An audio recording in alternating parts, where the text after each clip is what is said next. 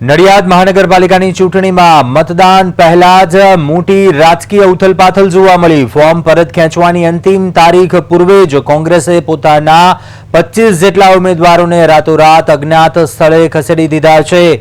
કોંગ્રેસ હાઈકમાન્ડને ડર છે કે સત્તાધારી પક્ષ દ્વારા શામદામ દંડભેદની નીતિ અપનાવી ઉમેદવારો પાસે ફોર્મ ખેંચાવવા દબાણ કરવામાં આવી શકે છે। આ તોડજોડની રાજનીતિથી બચવા માટે પક્ષે સરોજબેન મેકવાન, કલ્પેશ પ્રજાપતિ સહિતના અગ્રણી ઉમેદવારોને શહેરની બહાર કોઈ ગુપ્ત સ્થળે રવાના કરી દીધા છે। નડિયાદ કોંગ્રેસના કુલ 50 ઉમેદવારો પૈકી અડધ ઉમેદવારોને સુરક્ષિત કિલ્લેબંધીમાં રાખવામાં આવ્યા છે।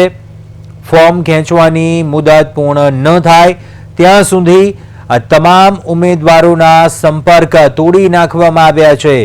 સુરત અને રાજકોટના રિસોર્ટ પોલિટિક્સની લહેર હવે નડિયાદ સુધી પહોંચતા ચૂંટણીનો જંગ અત્યંત રોમાંચક અને સંઘર્ષમય બની રહ્યો છે।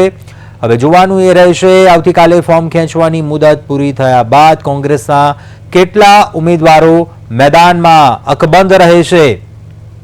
નડિયાદ કોંગ્રેસના 25 ઉમેદવારો અજ્ઞાતવાસમાં ફોર્મ પરત ખેંચવાના દબાણથી બચવા રણનીતિ।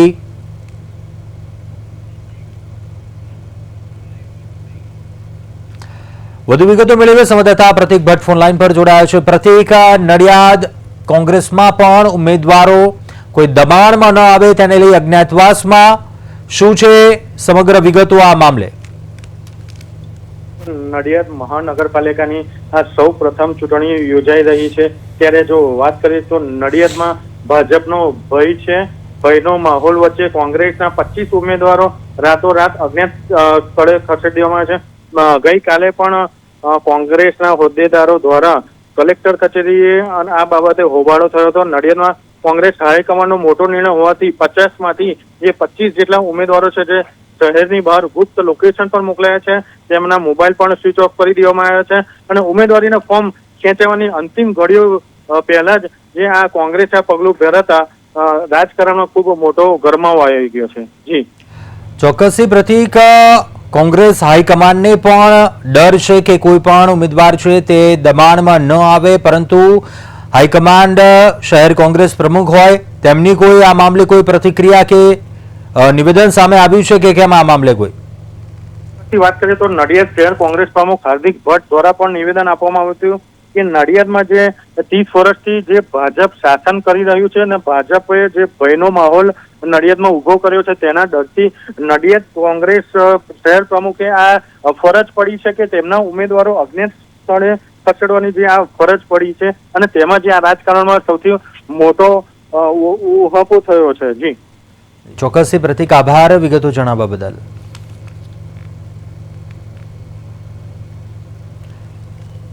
તો નડિયાદમાં પણ સ્થાનિક સ્વરાજ્યનું ચૂંટણી જંગ અને તે પહેલા હાઈકમાન્ડનો આદેશ ઉમેદવારો છે તેમને અજ્ઞાત સ્થળે ખસેડી દેવામાં આવ્યા છે।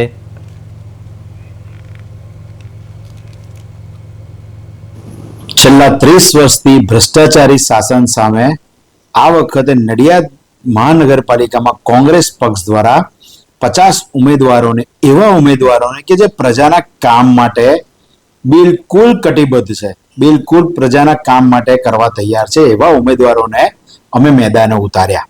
પહેલામાં પહેલા તો 50 ઉમેદવારો ઉતર્યા એની ફાળ પડી।